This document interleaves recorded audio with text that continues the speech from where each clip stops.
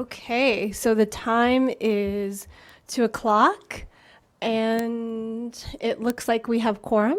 So let's begin the, I'd like to call this meeting to order for the Safe and Healthy Schools Commission. And let's start with roll call if we could, Sylvia. Yes, Darren Balaam. Darren Balaam.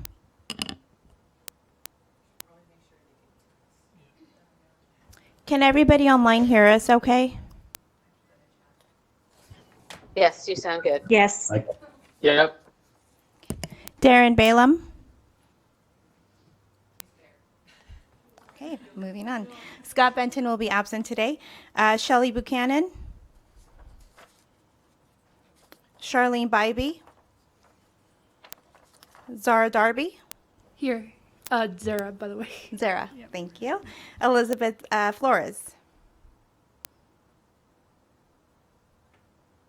Present. Jessica will be absent today. Rhonda Lawrence. Leanne McCauley Larson will be absent today. Sarah Porter. Present. Paige Samples. Here. Natalie Sanchez. Here. Scott Codwell. Yes, ma'am. Missy Von Allen. Here. And Annie Zucker. Roll call has been taken. You have a quorum. Thank you, Sylvia. Let's start with the Pledge of Allegiance. Do I have any volunteers to lead us in that? No volunteers. Okay.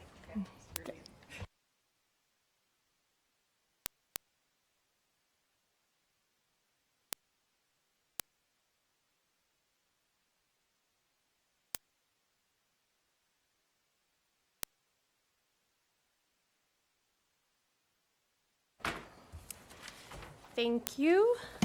So this first item, item 2.01, is the approval of the minutes from the Safe and Healthy Schools Commission for November 6, 2023. This is for possible action. I'm looking for a motion. Sarah Porter, for the record, I'll move to approve the minutes as stated. Thanks, Sarah. Do I have a second? I would second Peg Samples. Thanks, Peg. All right. Any opposed? Oh, sorry. Sylvia, is there any public comment on this No item? public comment. Okay. Any opposed? I gave you a card. I For this item?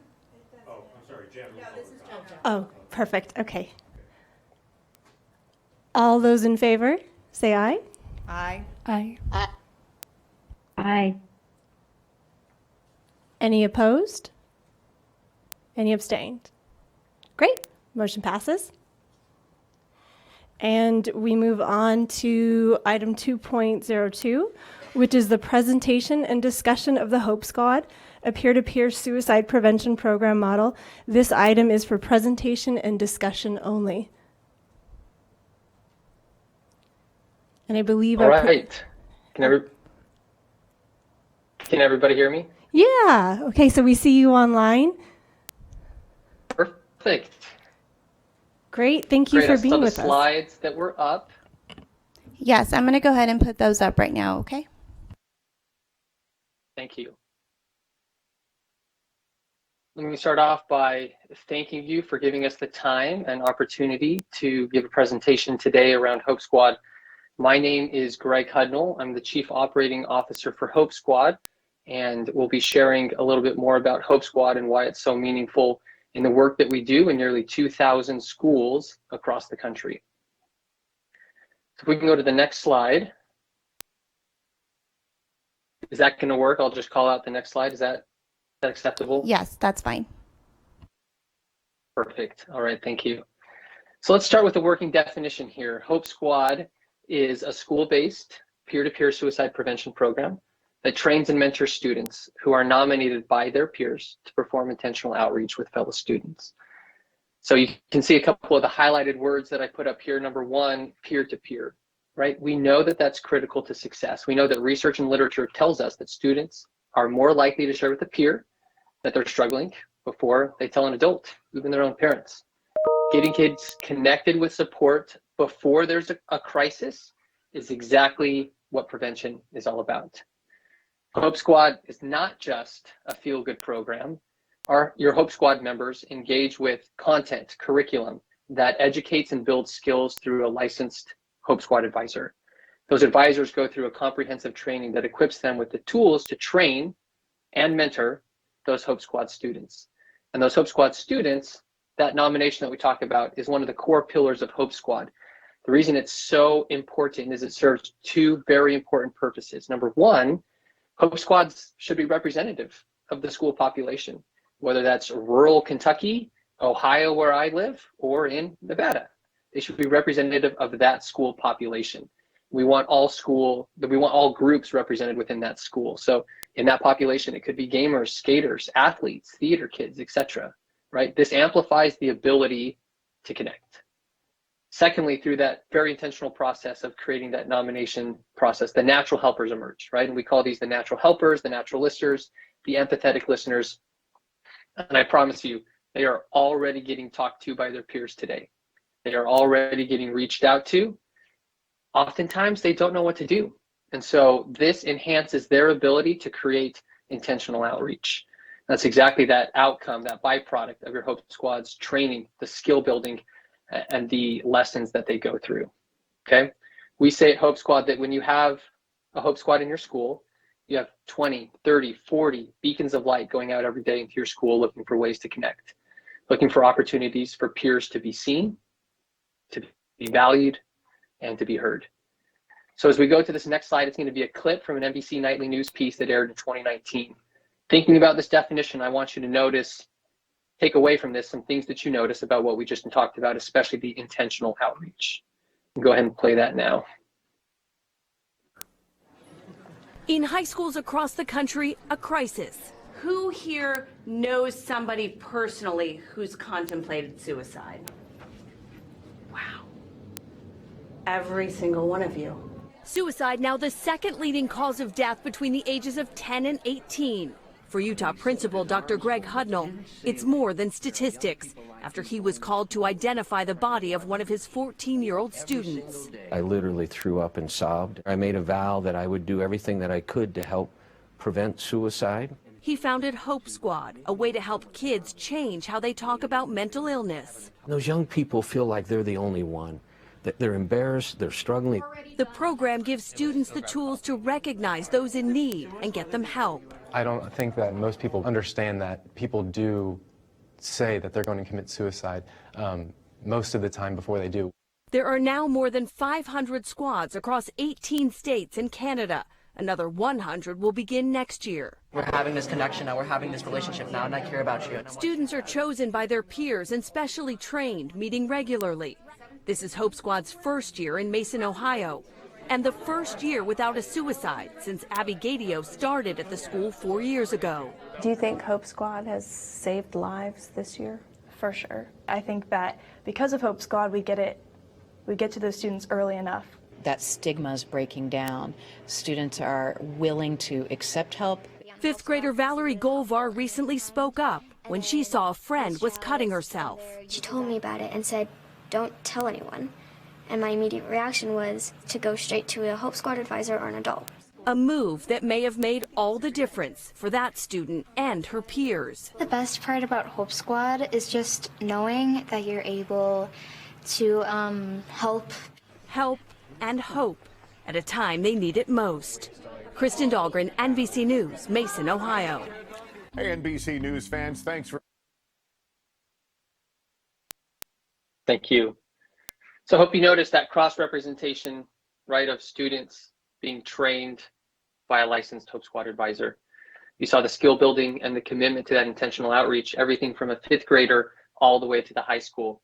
I live just a few miles from that high school, Mason High School, and they're one of the largest in the state here in Ohio with 3,800 kids within that school. And they have 100 Hope Squad students that are those beacons of light that are trained in that intentional outreach on a daily basis. So if we go to that next slide, one of the questions we frequently get is around evidence. So as soon as, I think Yep, should advance to that next slide. Perfect. So is Hope Squad evidence-based, right? Common question. And the answer is yes. We're happy to share that in February of this year, Hope Squad was named to SAMHSA's Suicide Prevention Resource Center's Best Practice Registry. So Hope Squad is a program that works by putting your school in that proactive posture that we talked about that helps minimize the risk for crisis down the line. Let's talk about, next slide, what Hope Squad is and what Hope Squad's not. So what can you expect from a Hope Squad, right? We've talked about being intentional. We've talked that it's founded on a peer-to-peer model about students being seen, students being heard, students being valued. It's about awareness, noticing disconnection, not waiting for someone to reach out, right? The number one cause for suicide is isolation. And in today's world, we say, reach out, tell me if you're struggling, tell me if you need something. Instead, these Hope Squad students are trained and then practice about how to reach out to someone, by being proactive in that connection. We also know, I was reading a report from earlier today from the Secret Service around school safety. And what they mentioned is that most of the attackers communicated, so that the statistic was most of the attackers communicated a prior threat to their targeter or communicated their behavior in some way, but that others did not act, right, on that knowledge. And it's the same thing in terms of suicide, that we know peers are talking to their peers, and that we often don't know what to do. Those peers don't know what to do about it. So you heard that fifth grader in the video say, my first reaction was to what? To go to a Hope Squad advisor, to go to a parent. So one of our phrases we like to use is, it's better to lose a friendship than it is to lose a friend. So let's talk about what Hope Squad's not. If you go to that next slide for me. Hope Squad is not diagnostic. What do we mean by that? That Hope Squad members are forbidden to act in any way as a mental health professional. They are not a mental health professional, and they're not trained to be a mental health professional. They're trained to be the bridge to that mental health professional. So another core pillar, we talked about the nomination process as being a core pillar for Hope Squad and having a successful Hope Squad within a school. A secondary core pillar is we require all schools to have a relationship. If they don't have one already, to form a relationship with a local mental health agency, because we know a percentage of the students are going to need professional services, psychiatric and psychological help, that it can only be given through that local mental health facility. Okay. This last point, this comes up often. We just want to make sure that people know, does talking about suicide cause suicidality, right? And the answer is, it does not plant the seed of suicide. We have over 30 years of documented crisis. Right here, you'll see crisis online experience and 20 years of school-based prevention programs that have failed to document any cases of stimulating suicidal behavior, okay, through the discussion or the topic of suicide.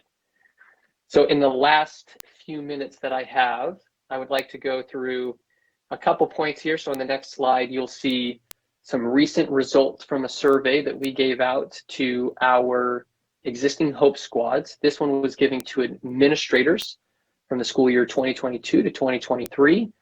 These results on a scale of 1 to 5, these are the results 4 and 5. So I agree, or I strongly agree. And the questions here, you'll see 92% of school administrators said, yes, my school's Hope Squad contributes to a safe school environment. 87% said my school's Hope Squad carries out helpful suicide awareness events and activities. 98 agreed and strongly agreed that their school's Hope Squad promotes a positive school climate. And then finally, that 89% around Hope Squad has increased inclusion and connectedness within their school. We can go to the next slide. This is from the advisors themselves, those licensed, trained advisors who are teaching the Hope Squad students on a regular basis. These here, again, this one's an N of 316 who participated in this survey last year. 97% of them agreed or strongly agreed that their school's Hope Squad promotes mental health and suicide awareness. 97% said our Hope Squads promotes a positive school climate. 93 agreed or strongly agreed that the Hope Squad effectively helps identify students who need help. And then lastly, 98% of advisors agree that Hope Squad members know how and where to get help for their peers who are struggling. Just showing the positive effects that having a Hope Squad can have, not only from the tools that those empathetic natural listeners can pull out of the tool belt when they have somebody who needs help, but also how it impacts the entire positive school climate. So these last slides, I just want to point out the partnerships, the work that we do in that next slide. Our content, the curriculum inside of our program is based a lot upon QPR. QPR is a worldwide recognized gatekeeper training for suicide prevention. It stands for question, persuade, and refer. That content is embedded inside of Hope Squad and throughout Hope Squad so that these Hope Squad students learn about the warning signs and risk factors of suicide to know what to look for. And then a number of other organizations that we work with, 501c3s, everything from Grant Halliburton to the Jordan Elizabeth Harris Foundation. So if you'll just skip to the next slide, this is about how you can find out information. I just want to point out here, reaching out to students who are struggling. You can go, sorry, this one's a little bit of a build. If you go all the way to the next slide with a picture, reaching out to students who are struggling or disconnected, rather than placing the burden on them to ask for help, right? That's what we do at Hope Squad. So for flipping the script and providing hope, that's what we want to do within any school environment. That's my presentation. Thank you. Thank you so much for that presentation. I know this is something that on our commission we've been really concerned about and curious about how we can offer some more support. And I definitely have some questions, and it looks like we've got some questions online too. So we'll start with Commissioner Flores.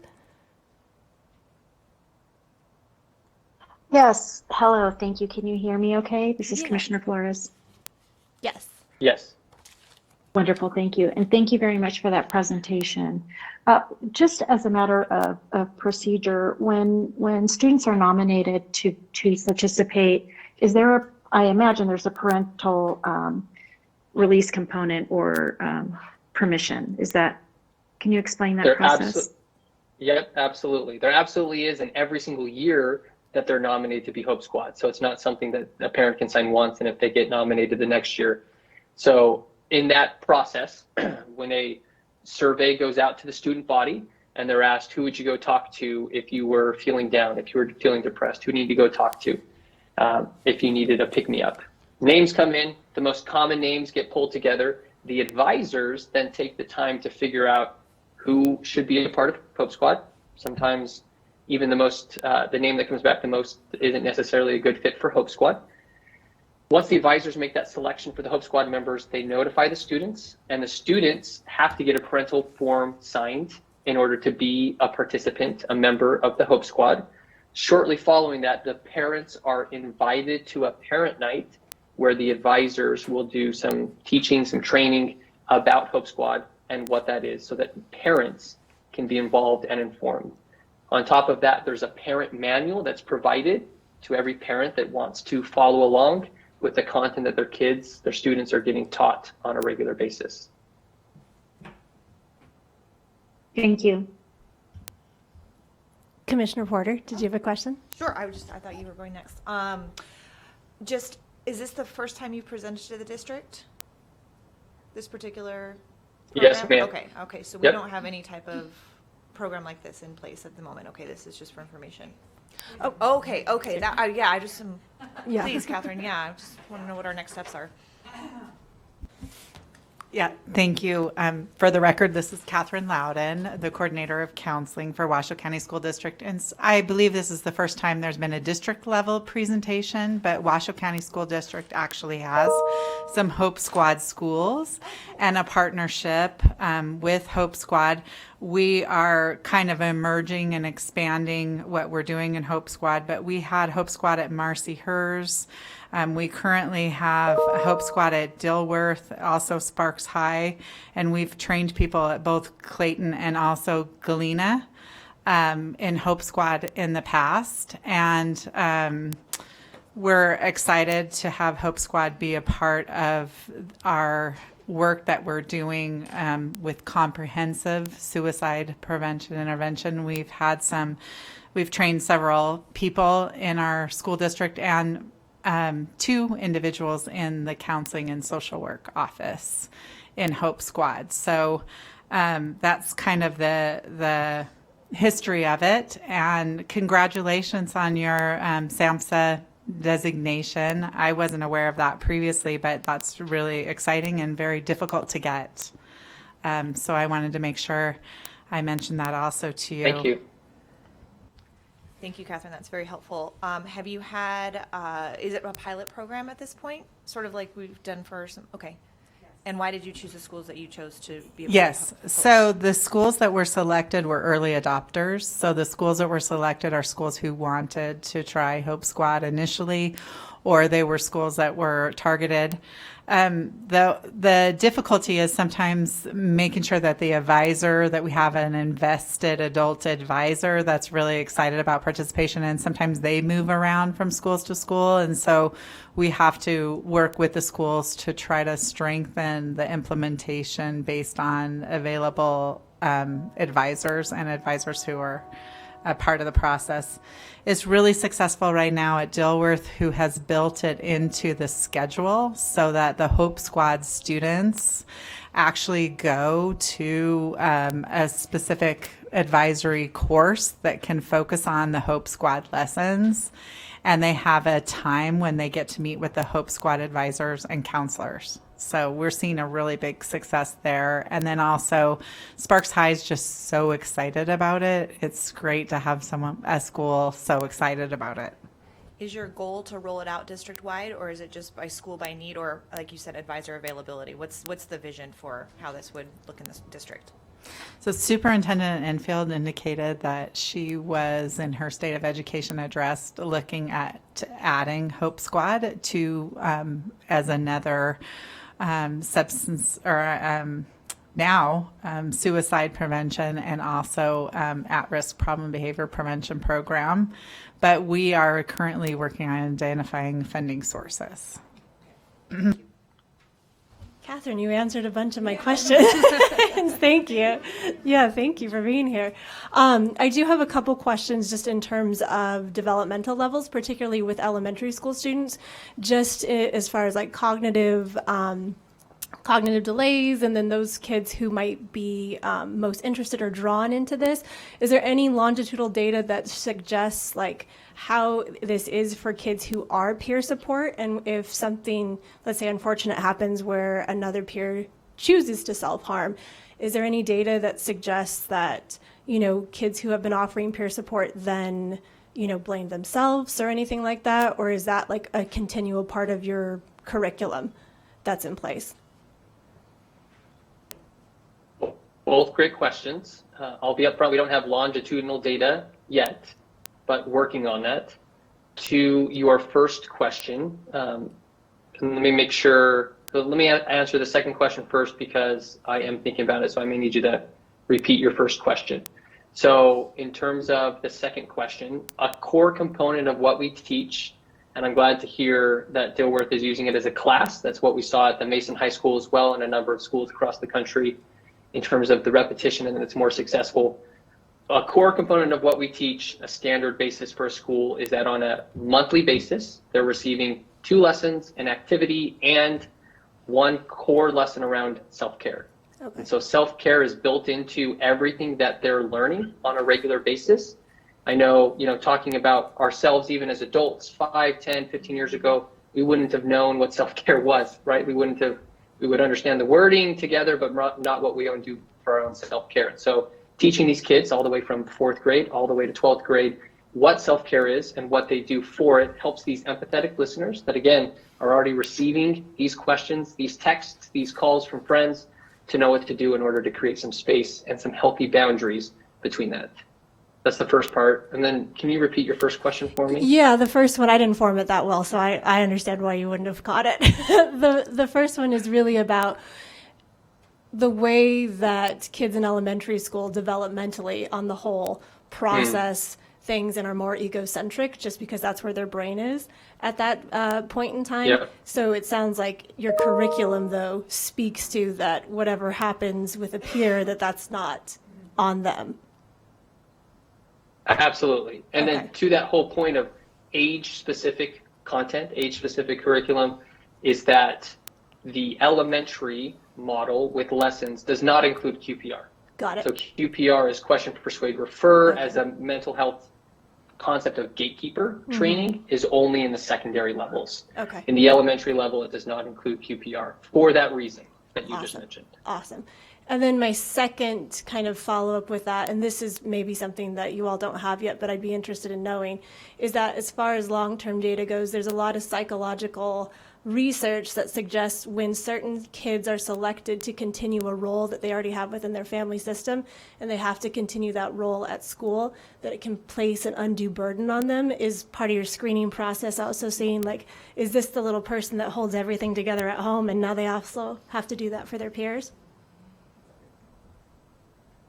I wouldn't say that that's explicit, right? And I also wouldn't say that advisors would have that information in all cases in order to make an informed decision whether to include that student or not. However, the advisors are taught to include comprehensive information when making a decision about including a Hope Squad member or not.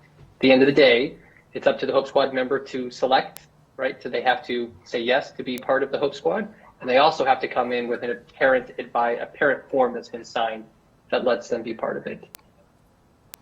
It's not an answer, so to speak, that there are definitely some kids, I'm sure, who are taking it on that shouldn't. That's not to say that it's also not beneficial in them learning boundaries, self-care, etc., that we're explicitly trying to teach them. So, Commissioner Sanchez, again, for the record, this is Catherine Loudon. Right now, Washoe County School District is piloting in middle schools and high schools. And as we're developing teams, we're making sure that the advisory team has a school psychologist and also a teacher or a school counselor or school social worker, so that we have members of our mental health team that are site-based school teams working with the program at the same time as it's being developed. Awesome. Thank you. Commissioner Samples, did you have a question? She just answered it. Oh, perfect. Catherine, just nailing it. Commissioner Darby? Zara? Yeah. So I know you previously mentioned that the student representatives were kind of like the bridge to mental health professionals. Could you explain that in depth a little bit more? Yeah. They're definitely the bridge. They're not necessarily the bridge directly to that mental health professional. They're a bridge to a trusted adult. Oftentimes, that's an advisor. And so that Hope Squad student is going to recommend that student goes and talks to an advisor. I was in Florida last month, and a girl in the school who had expressed self-harm ideation and who actually had a plan in place had told a peer. That peer was a Hope Squad member. That Hope Squad member put their arm around that girl and walked her to an advisor and said, I think you should talk to Mrs. Sweat, our advisor. And she did. And Mrs. Sweat then explained that in that conversation, she's the bridge as the advisor, who was a counselor, to go talk to a mental health professional. So that student is the bridge to an adult who can connect them. What we're serious about is having a relationship with a local mental health agency so that those kids can receive the professional services that they need to. Awesome, thank you. And I have just been informed that we are about to lose quorum based on somebody's got some electronic issues that are going on. So if there's no other questions on this presentation, I just want to thank you both. Thanks, Catherine. Thank you, Greg. This is really an exciting thing for us, so I'm glad to hear, and I know we're glad to hear more about that. With that being said, I'd like to move to the action items, and so that we also have some time for public comment before we lose quorum.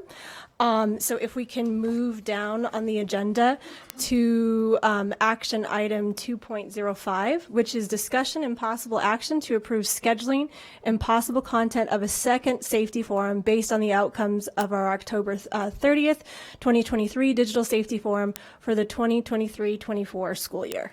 And this is for possible action. So I'll open it up to the commission to talk about an upcoming forum.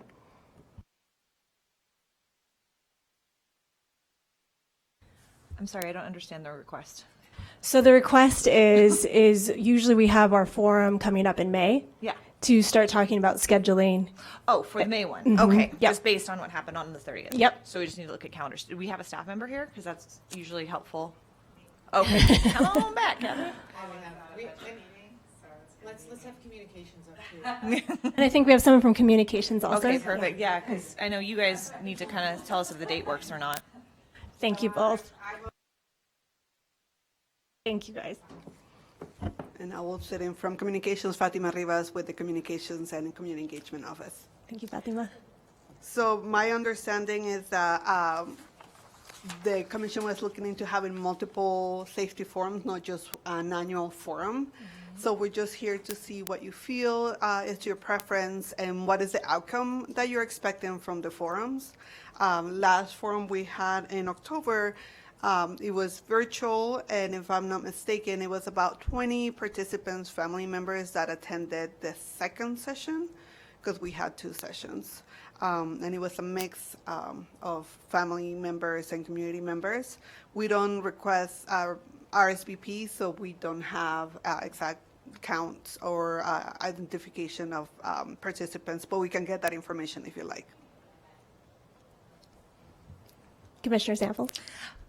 So I thought on the 30th we did one at noon, and it was virtual because we didn't break it up because we had broken it up before, and it was too big of a lift. You're right. Is that right? Okay. Yes. So we did virtual.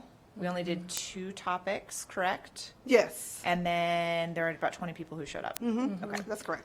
Okay. So was that a better, less, more attended than what we've had in the past? Like, what is the benchmark there? I think our average or a good number is about 20 participants. I think when we had it, the previous one, there was a early morning, that's why I got them confused, like a 7, noon, and an afternoon. It was more a hit and miss for the 7. I think noon is better. I think virtual is also more accessible for families. But again, there are limitations with any format that you choose. And I know we had done it in person in the past, and that was a trainer, and we didn't have that many participants as we were expecting.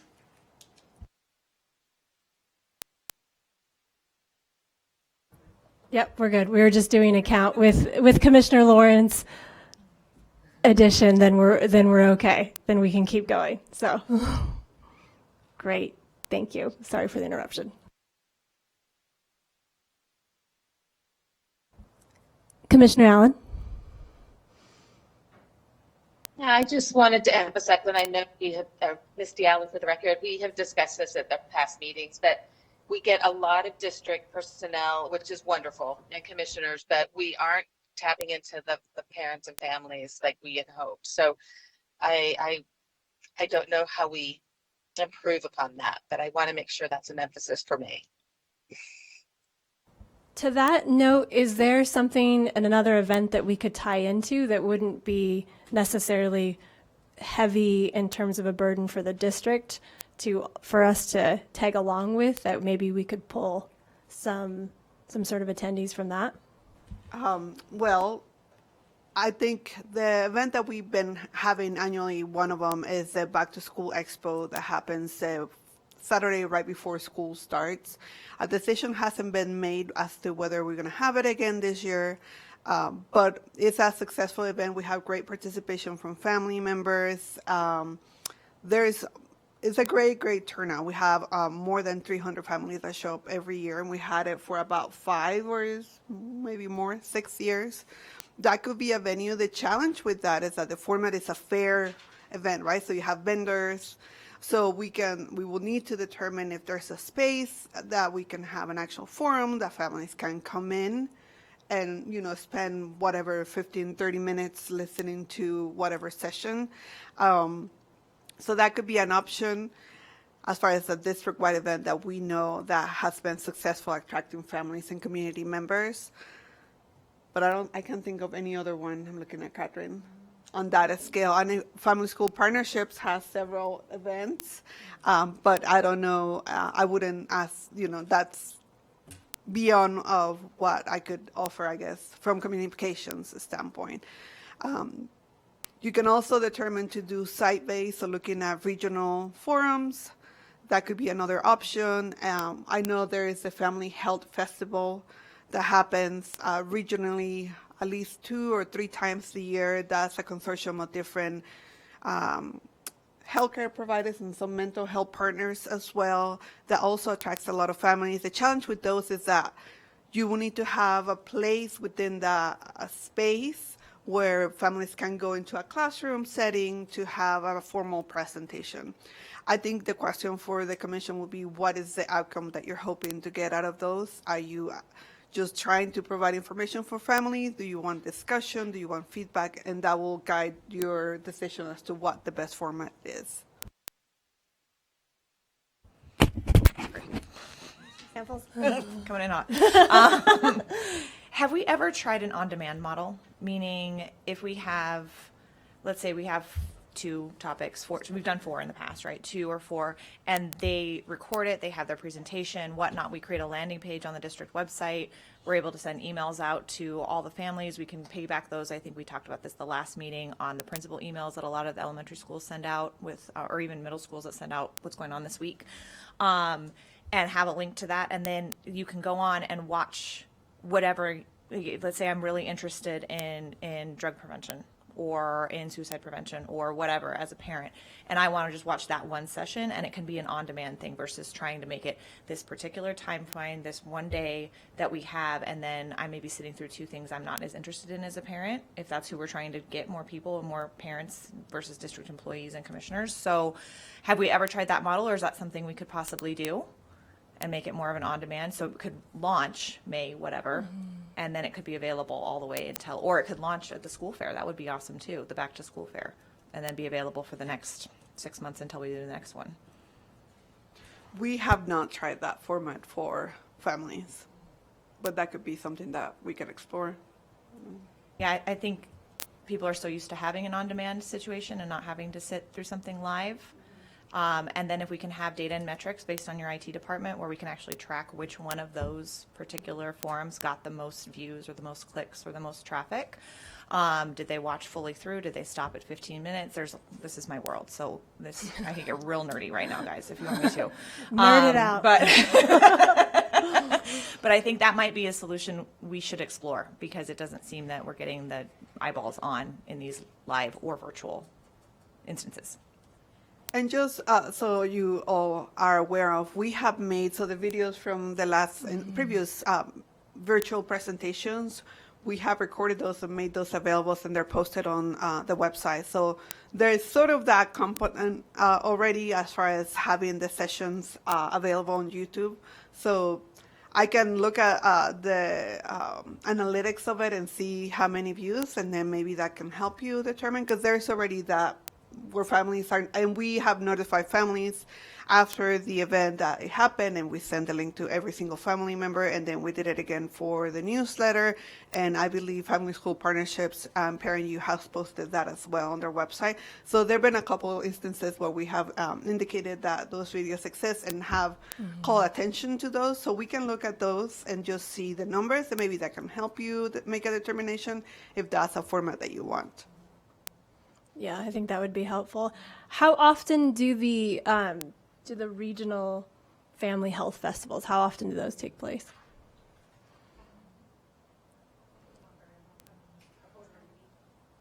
Quarterly? Okay. Yeah. So it sounds like for us, maybe to start making some decisions to maybe next time having a sense of when are those, where are those festivals? Is there space to accommodate that? What are the analytics regarding the videos that are up? How often are those accessed? And also with this, is there going to continue to be that back to school fair? And is that a possibility? Yeah, and is there space for that? I think that would help. Are there any other questions, feedback, thoughts? When do we have to make this decision, Natalie? I think probably the sooner the better. Typically, it's either been December since I've been on the commission or January that we set the schedule so that communications and everybody has time, and we rely so much on the district to pull in the professionals to help us guide all these sessions. So probably next meeting we need to look at, these are our dates, here's our execution. Great. So would that give you enough time to come back to us with those answers then? Yes, So then yes, we we can do could give that. a final decision? Okay, Yeah. great. Yeah, we can bring that information. Any other input? Okay, great, thank you. Well, then we can, is there any public comment on this item? Not on this item. Thank you, Sylvia. Okay, so now we can go back to our original presentations, which I'm so excited for because I know you all spend a lot of time getting ready for these sorts of things. So if we can go back to item 2.03, and this is a presentation and discussion to provide an update on the Safe and Healthy Schools Commission Toolkit and the work of the Family Schools Partnership Department in developing the toolkit. And this is for presentation and discussion only. Hello, Thank Lisa. you. Hello. For the record, Delisa Crane with the Department of Family School Partnerships. And if you remember, I think this was last spring, we had our first discussion about this, came to maybe last spring or earlier this year. It's all blurring together. Showed you a draft of what could be possible. And since then, we've collaborated and coordinated with a lot of different departments, specifically some that are here, our counseling department. Certainly contributed a lot of resources to the toolkit, emergency management, and our communications department. So we're excited to show you this, and it's really the hard work of a lot of our staff in Family School Partnerships. So Rochelle, Salonia, Selena Verdine, and Maria Fernandez, who runs Parent University and is here. So with that, I am going to, well, just let me say first, the purpose of the toolkit that I believe we all agreed on was really to give a one-stop shop for resources for schools and for families. So families can navigate this directly themselves, and we've organized it, and Rochelle's going to show you that between physical safety, vaping, digital safety, social and emotional health and wellness. But it's also a place, if you scroll down a little bit, Rochelle, where schools can use this and integrate this. I believe Commissioner Porter said in a previous meeting, you really get information from your child's school. Those are the newsletters that a lot of our families really tune into because it's local, it's in their neighborhood. So we have some ideas here of how our schools can use this toolkit on an ongoing basis to really push out information and resources to families so that we can reach more families with this critical information. So I am going to turn it over to Rochelle, who's going to navigate you through a few pieces, and then Fatima is going to wind us up by sharing how we plan to promote this with families and schools. Thanks, Delisa. So this is the website, and it is live. I will show you really quickly when you go to the district website. Under students and parents on this top tab, it is in English under Safe and Healthy Schools Toolkit, and it's also in Spanish right here. And it leads to the same link. We're intentional in trying to make it both in English and Spanish, but there are only so many resources that we can find in Spanish. Most of the resources we found are in English. So this is the landing page, as Delisa mentioned. And then when you go into this navigation bar to the left, you'll see all of the sub-pages. The first one is physical safety in the building. So on the left, you'll see there's icons or images that represent the resource. The blue bolded text is where you'll find the resource, and then the description. So each link will lead directly to a resource. So this is Emergency Guide for Families and Staff, and it'll lead directly to the PDF that the family or school staff is looking for. So this is what we have so far for physical safety in the building. And the second page is vaping. And these are all of the resources so far that we have in vaping. And you'll also see that if there's resources in Spanish, it'll say it in Spanish in parentheses. If it doesn't, then that means that resource is only available in English that we have found. And then under digital safety, you'll see there's multiple sections. So we have videos in both English and Spanish in some. We have newsletters and articles.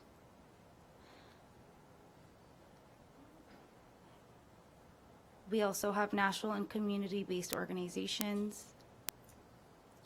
tools for families, additional resources, and then archived webinars. And then lastly, we have social emotional health and safety. And just like the previous section, digital safety, they are sectioned out under videos, newsletter articles, national and community-based organizations. And we also have film screenings, which is separate from the other groups. So we can provide, or there is opportunities to provide screenings for school sites. Parent University can sponsor Impactful by IndieFlex. And then there's another opportunity, Screenagers Under the Influence, which is separate. And then we also have additional resources, including Parent University classes, the Lifeline and 988, also in English and Spanish, Nevada 211, Safe Voice, and other resources.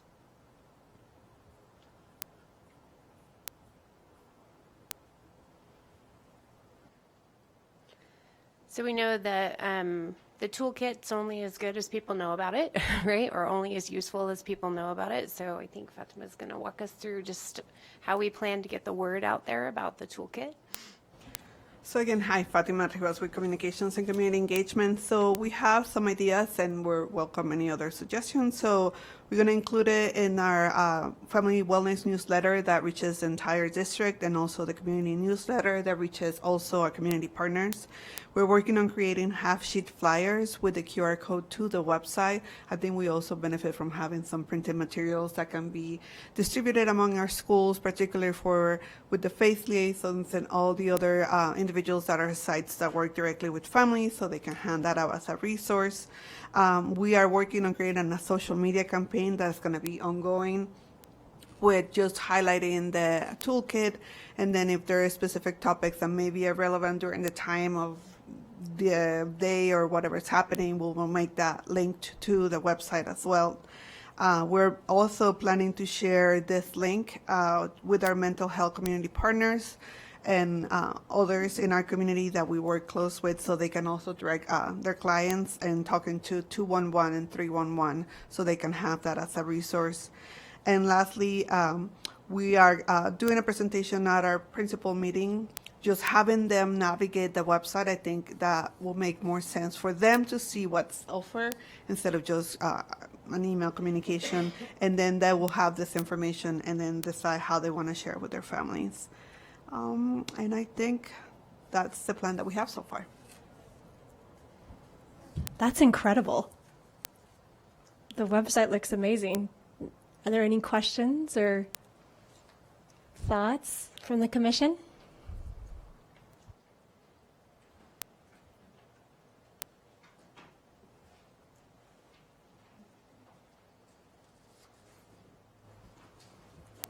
I don't see any hands up online.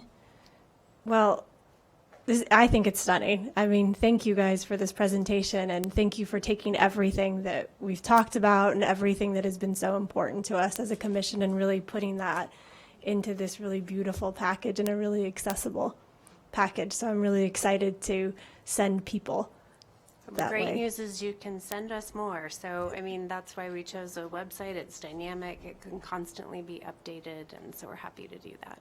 Yeah, it's incredible. Thank you, guys. Thank you.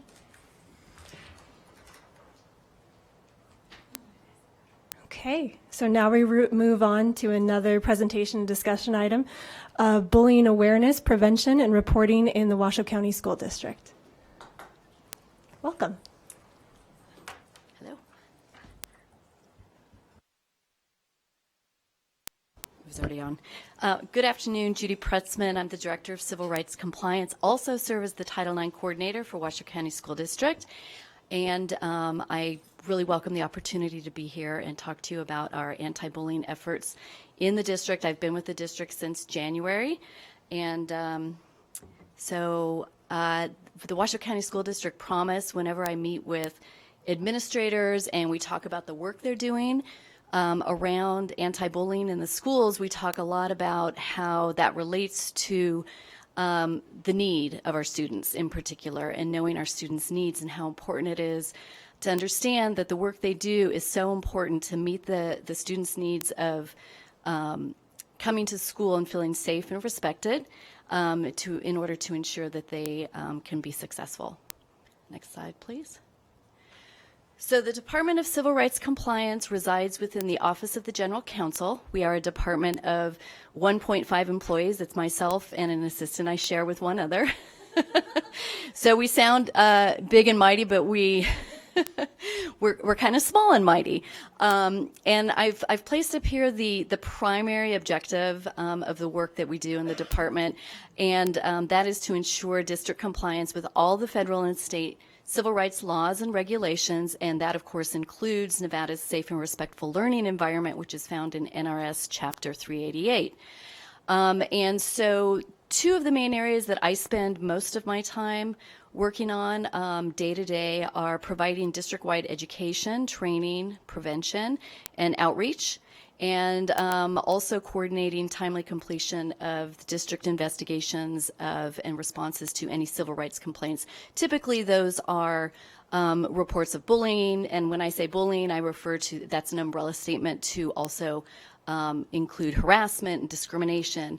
And so I provide support and guidance to all of our schools, administrators, principals, assistant principals, deans will call me or email me seeking support as they navigate the investigations they're required to conduct when they receive reports of bullying. Okay, next slide.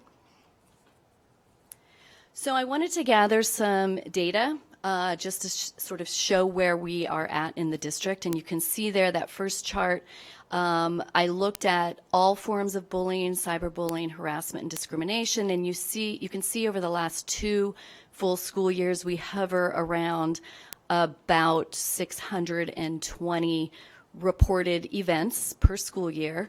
And now I want to say when that number is reported events that were found to be substantiated. So these are substantiated. So there would, of course, be many more reports of bullying, and of course those get investigated, but if they are not substantiated, then they would not show up in this number.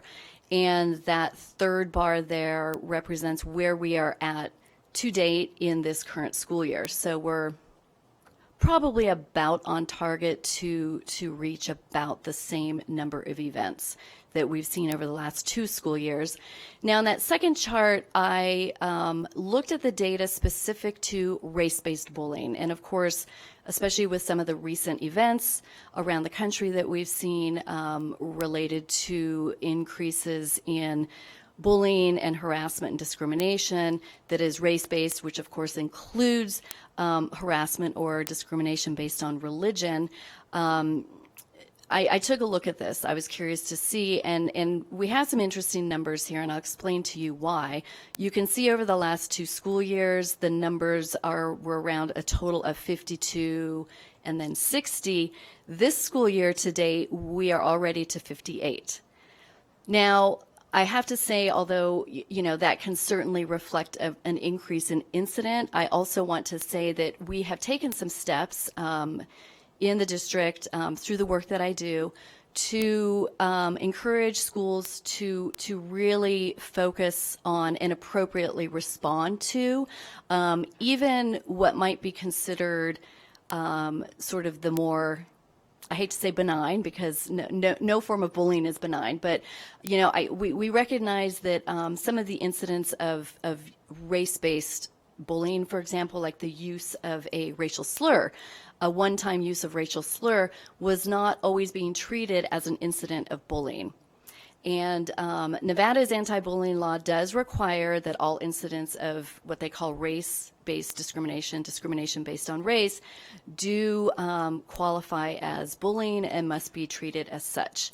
And so there was a guidance memorandum that was put out by the Department of Civil Rights Compliance to all administrators to remind them that even one incident of or one use of a race-based slur targeting a specific student or being said in the school environment that may not be targeting a student, but certainly creating a hostile learning environment for our students, they need to investigate that and they need to handle it as an incident of bullying or race-based harassment and discrimination. So I believe with that increased awareness and focus on eliminating race-based bullying in our schools, we certainly have seen, I believe, a greater number of probably not a greater number of reports, but I think our schools are more appropriately responding to those reports, which is why we are seeing a higher number of incidents.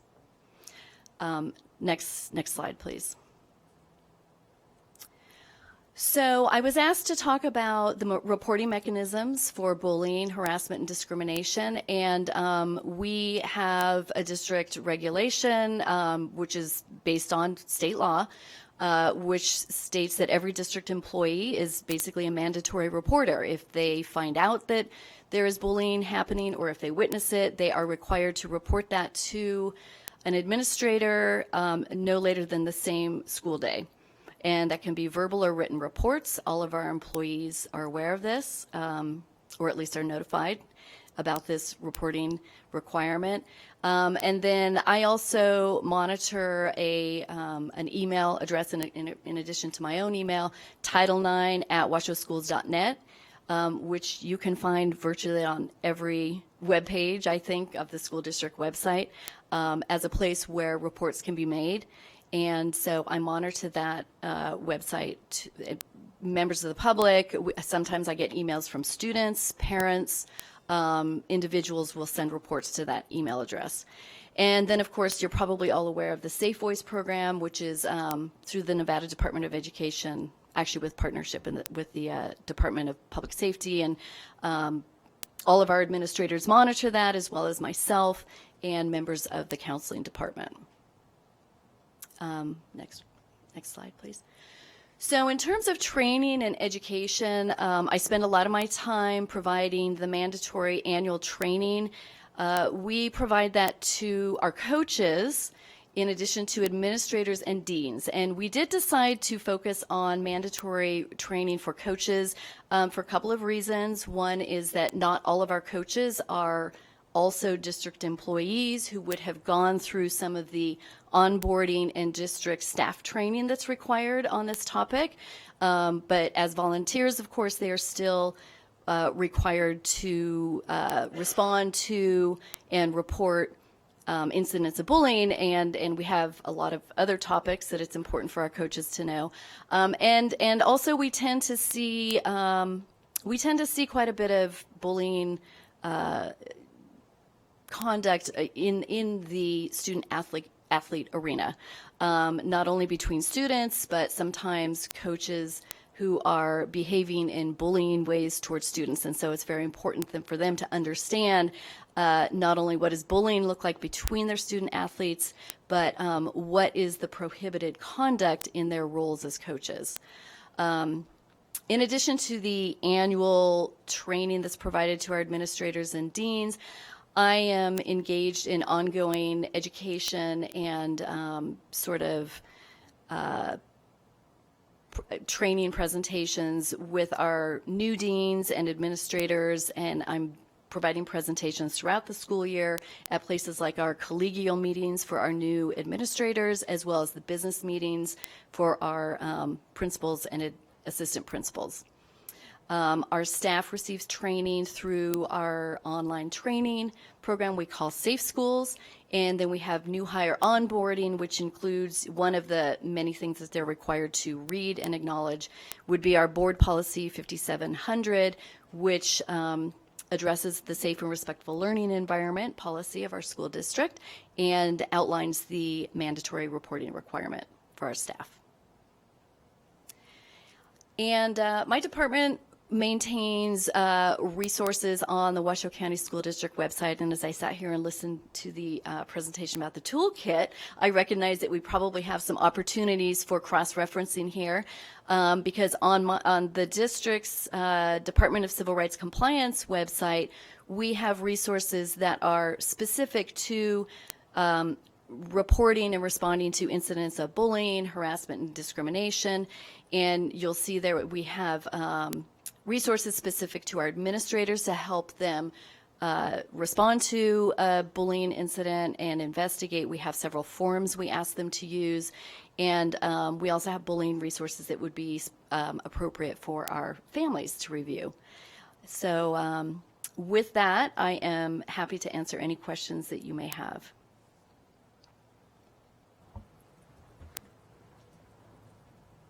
Let me first say just thank you for your presentation. I know that for Chair Benton and myself, we've been approached by several community members about coaching in particular as a concern. And I'm curious how, let's see, how would I word this? How quickly do some of those things get resolved? So if somebody does contact your office, is that a pretty quick turnaround, or is it based on acuity, that kind of thing? Well, we do have a process that is runs through the Office of the General Counsel, and when there is a report of a coach that might be bullying a student, we have a process whereby the school would request an administrative investigation. So that investigation does get done at the district level, which is a little bit different from investigations of student-on-student bullying, which of course happens at the school site. And in fact, all reports of what we call staff-on-student bullying, which would include coaches, those do get investigated by our district's administrative investigator. We actually have the authority to fill 3 of those positions right now. We have 1, but we're hoping to fill the rest of those 2 positions, which will help with the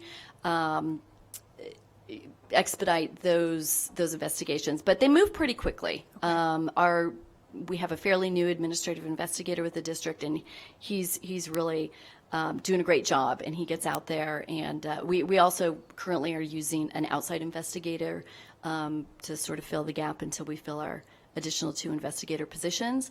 So we're doing everything we can to move those as quickly as possible. But they can sometimes, as you can imagine, involve more than one victim. If you have a coach, sometimes we're dealing with a number of students. And so we also want to make sure we're thorough. And so rather than rush through the investigation just with the interest of completing it in a certain amount of time, we do want to make sure that all the students who may be involved have a chance to be heard. Okay, great, thank you. Other questions from the commission? Commissioner Porter? Commissioner Porter, for the record, for the person who's going through, when you're talking about coaches, is that one person the only person who's investigating any of the bullying claims that come through your office, or do you have more resources than one person for the whole district? As I mentioned, we also are utilizing an outside investigative firm at the moment. Okay. Yeah. Those 2 additional positions were only recently, I don't know what the proper word is, approved, Okay, sure. allocated. Yeah. And so we're in the process of filling those as well. But yes, right now we have 1 district administrative investigator plus outside resources we're using. And is that also the person that on your chart where it showed that they were validated, they validate whether those came through as a valid bullying claim or not? You mentioned that not every claim goes into that chart. Actually, thank you for that question. That chart does not include, that was only student-on-student bullying data. And I had to do a little bit more searching after I created my presentation, so I don't have a chart for my presentation, but I do have the numbers for you.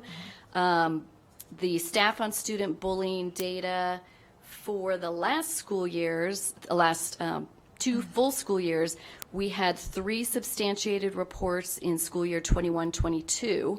We had 12 substantiated reports in school year 22-23, and this year so far we have 6. Okay. Interesting. Okay. Yeah. Okay. So do you have a percentage of the claims that come through your office that are not substantiated? Like if for every claim that comes through, 50% substantiated, 20%?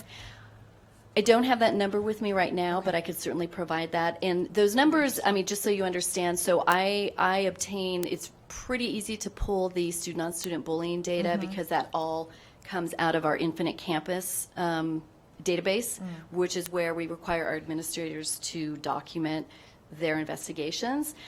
We don't have a similar way of documenting, I should say a similar database for documenting our staff on student bullying, but we do, of course, keep track of it in the Office of the General Counsel. And so we just recently recognized when I was preparing for this presentation that we should be tracking those numbers. And I mean, right now it requires us to literally go back and look into every investigative report to look at the finding. And then that's where I came up with the number. But going forward, I am working with my assistant to make sure that we are tracking those numbers, and so they're very easy to look at over time. Okay.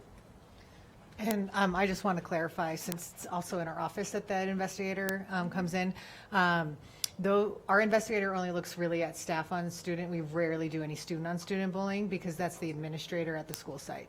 So a lot of those numbers, those are mostly student on student, and that's the school site administrators that review those. Thank you. That's very helpful. I was thinking every single student on student was also going through her office. And I'm thinking, I'm sorry. No, that's not the case. Okay, thank no, you. we Sarah, that's very helpful. require yes, we ask that every school, and that's I provide support and guidance to administrators, but no and that's part of the training that I provide is to help school site administrators know how to conduct those investigations and go through the different steps, such as creating a safety plan for the involved students, notifying the parents, and things like that. So yeah, those larger numbers that we were talking about, those investigations are not being done at the district level.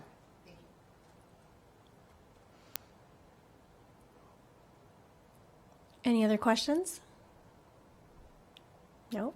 Okay. I have one more question. Is there a mechanism by which our students and parents, when they sign up for a sport or an extracurricular with a coach or a volunteer, are they also given, like, these are, I guess you could say, your rights around bullying, and here's how you contact your office? Are they given some sort of information like that, or is that kind of the hope with maybe pairing with Parent University and getting some of that stuff on their website? Yeah, absolutely. To respond to your question, I see that as an opportunity to do more partnering with some of the other areas in the district that do the communication with families and parents. I do know that at each school they have a number of different ways that they choose to communicate about things such as Safe Voice. I think most, if not all, of our schools do have some posters and pamphlets and things like that.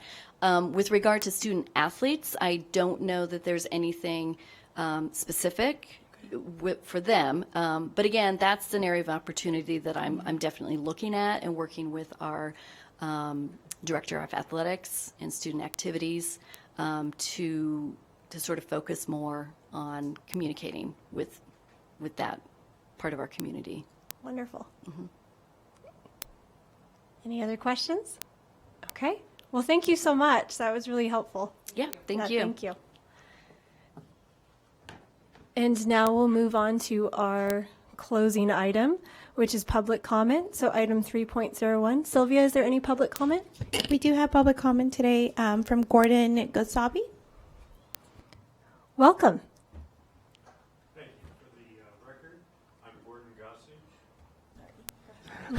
I was wondering there. For the record, I'm Gordon Gossage with Regenesis Reno. And today I'd like you to look at a challenge we have through another lens. And that is that we have a national conspiracy to cause a lot of our children to be psychologically unhealthy and to cause their death. And what I'm referring to is the campaign against non-binary issues. A lot of our kids are non-binary, and they're discovering this. So if we ban books, or we have these campaigns to hide books in the library, or we have a don't say gay policy, then we in fact are joining a national movement that is hurting our kids. Now, who's in this national movement? They are inadvertently in it. They're unwitting. They're misguided people.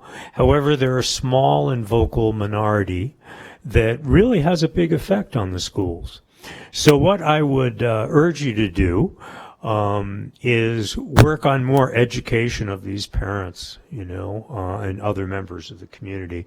And I think it would be great to get the students involved. I'd really like to see some of these folks sit down with some transgender students and just understand that there really are more than two genders, and a lot of people my age just don't quite get that. Whereas if they can meet students and understand the issues, they won't all change, but if even 10% change, that would be great. And then besides education, the second thing is direct action. And there is a movement, as you know, nationally for transgender rights. That is the civil rights issue of our times. And if there is some kind of direct action that can be organized in the high schools especially, I strongly encourage that. I would contact some of the people who are involved in this around the country. And just like with the movement for climate change, where that young woman from Sweden, Greta, did a great job of mobilizing kids. We can do the same thing for transgender issues in kids. And I'm old enough to know when the Vietnam War was going on. And when I was a kid, when I was 14, 15, I was involved in anti-Vietnam movements. So please contact the people who don't view them as enemies, view them as inadvertent, unwitting, misguided people who are part of this conspiracy. Thank you very much. Thank you for your compassionate words. With that, we will move to item 3.02, which is the announcement of the next meeting. And so, Sylvia, we're not meeting in January. We're meeting in February. We are meeting in February. Okay, so it is go time in February. So our next meeting is February 5th, 2024. And I wish all the commissioners online and in person a great holiday and hopefully safe and healthy season. So see you all soon. Thank you. Oh, and the meeting is adjourned at, I have to give the time, 3:12. Thank you. Bye.